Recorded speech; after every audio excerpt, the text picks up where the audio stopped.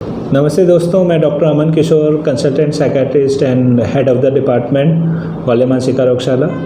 आज मैं एक मुख्य न्यूरोलॉजिकल बीमारी के साथ होने वाले मनोरोगों के बारे में डिस्कस करेंगे। एक मुख्य न्यूरोलॉजिकल प्रॉब्लम होती है जिसको हम स्ट्रोक या फिर लकवा या फिर CVA कार्डियोवैस्कुलर एक्सीडेंट इसके नाम से जाना जाता है। ऐसे व्यक्तियों में कई बार जो ब्रेन में ब्लड का संचार रुक जाने की वजह से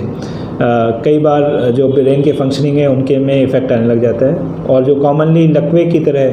प्रेजेंट होता है दाएं या बाएं की तरफ, या फिर सिर्फ जुबान लड़खड़ाना, या फिर सिर्फ चेहरे में एक तरफ लटक जाने की वजह से एक तरफ ही चेहरा मूव करने की समस्या आ जाती है। तो ऐसे व्यक्तियों में जिसमें स्ट्रोक या फिर लकवे की समस्या आती है, क्योंकि वो ब्रेन का पार्ट होता है जिसमें कि खून की बहाव रुक जाता है, वो कई कारणों से हो सकता है। उसमें या तो वो जो खून की नस है या उसको ब्लड वेसल्स कहते हैं, उसमें सडनली किसी तरह से बहाव रुक गया हो खून के थक्के की जमने की वजह से। वो खून का थक्का अक्सर कई बार देखा गया है कि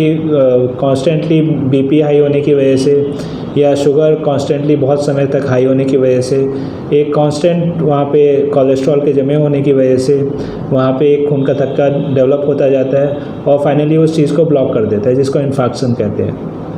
दूसरा होता है कि हाई BP की वजह से कई बार खून की नस फट जाती है वहाँ पे दिमाग में, जिसको हेमरेज कहते हैं। हेमरेज के भी कई प्रकार होते हैं, उसके बारे में बहुत डिटेल में नहीं जाऊँगा, लेकिन हेमरेज भी में खून की नस फट जाती है, ये आपको जानना ज़रूरी है। तीसरा एक प्रकार होता है जिसमें कि कहीं ना कहीं से एक खून का थक्का या फैट का एक बुलबुला किसी शरीर के दूसरे हिस्से से होते हुए दिमाग में ब्लड वेसल में जाके रुकावट बना दे, जिसको एम्बोलिक इंफार्क्ट कहते हैं। एम्बुलेंस की वजह से उस आगे के बहाव को रुक जाता है।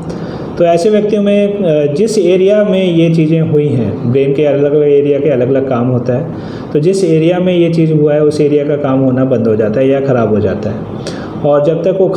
बहाव दोबारा रिस्टोर नहीं होता है, या फिर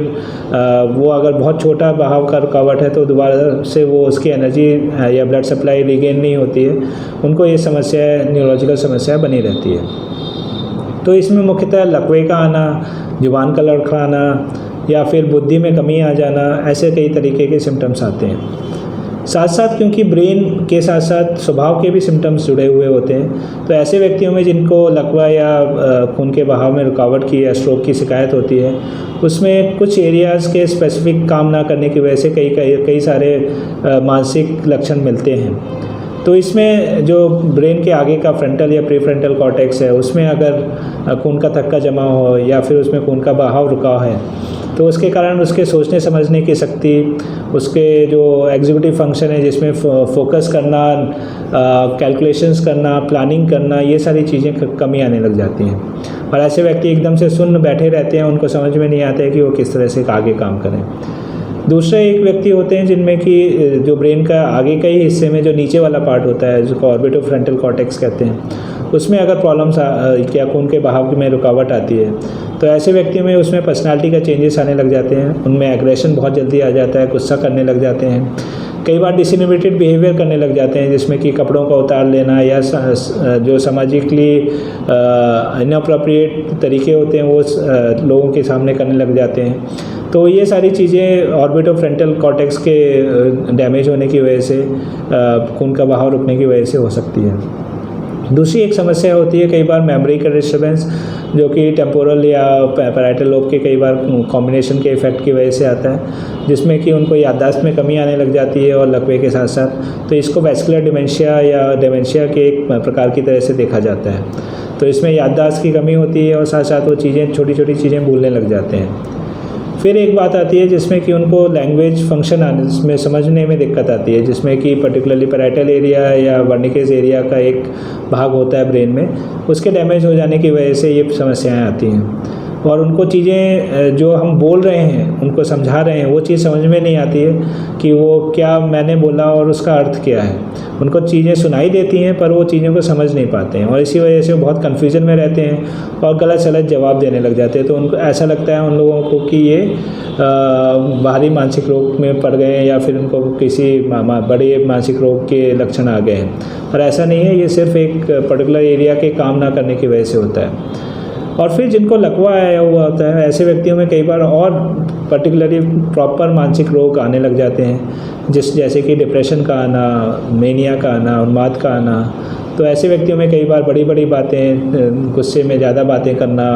बड़े बड़े प्लान करना, ये सारी चीज़ें स्टार्ट हो जाती हैं। इसके विपरीत कई बार लोगों में डिप्रेशन के लक्षण आने लग जाते हैं, जिसमें मन उदास रहने लग जाना, हताशा रहना कि मैं लकवे से उभर नहीं पाऊँगा और अपने जीवन में मैं आगे क्या कर पाऊँगा। तो ऐसी सारी न्यूरोलॉजिकल समस्या के साथ साथ जो मानसिक समस्याएं होती हैं उसका उपचार संभव है, उनको कंट्रोल किया जा सकता है। और जैसे ही किसी व्यक्ति को स्ट्रोक आए या लकवा आए या ऐसा लगे कि ब्रेन में कहीं खून का थक्का जमा जिसकी वजह से उनको बिहेवियर में प्रॉब्लम आ रही है, स्वभाव में दिक्कत आ रही है, तो ऐसे व्यक्तियों को मनोरोग विशेषज्ञ साइकियाट्रिस्ट से मिलके उसका पहले परीक्षण कराना चाहिए अच्छे से कि ये समस्या उसी वजह से है या फिर नहीं, और समुचित इलाज लेना चाहिए ताकि ये समस्या और ना बढ़े और घर वाले और परेशान ना हो पाएँ। तो ऐसे व्यक्तियों में हम लोगों को सजग रहना चाहिए कि ऐसे व्यक्तियों में अगर कोई भी बिहेवियर प्रॉब्लम आ रही है जिसमें लकवे की शिकायत के साथ आ रही है तो मनोरोग विशेषज्ञ उसके लिए है और उससे मदद लेने में कतराए नहीं। नमस्ते।